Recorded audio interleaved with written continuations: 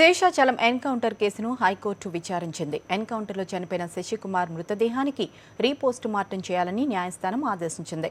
నిమ్స్ వైద్యుల పర్యవేక్షణలో ఫోరెన్సిక్ నిపుణులైన డాక్టర్ల బృందంతో మరోసారి శవ పరీక్ష నిర్వహించాలని ఆదేశించింది. వీలైనంత త్వరగా రీపోస్టు మార్టం ప్రక్రియను పూర్తి చేయాలని సూచించింది. పోస్టు మార్టం నివేదికను తమకు మాత్రమే సమర్పించాలని ఆదేశించింది. చెన్నై వెళ్లే వైద్యులకు భద్రత కల్పించాలని తమిళనాడు ప్రభుత్వానికి కోర్టు ఆదేశించింది. శవ పరీక్షను అడ్డుపెట్టుకుని ర్యాలీలు ఊరేగింపులు చేయరాదని న్యాయస్థానం ఉత్తర్వులు ఇచ్చింది. వారి యొక్క మృతదేహంపై రీపోస్ట్ మార్టం చేయాలని ఆదేశాలు ఇవ్వడం జరిగింది.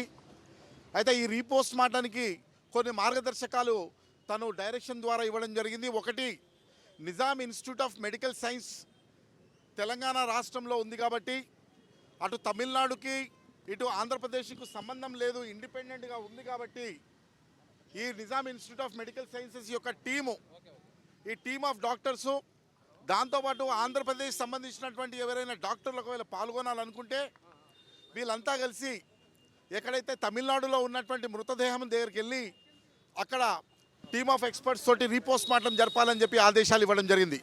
ఈ రీపోస్ట్ మార్టం టీము ఆ కవర్ని సీల్ కవర్లో హైకోర్టు ముందు మండే రోజు ప్రవేశపెట్టాలని చెప్తూ కోర్టు ఉత్తర్వులు జారీ చేస్తూ కోర్టుని మళ్ళీ మండేకి మ్యాటర్ని అడ్జోర్న్ చేయడం జరిగింది.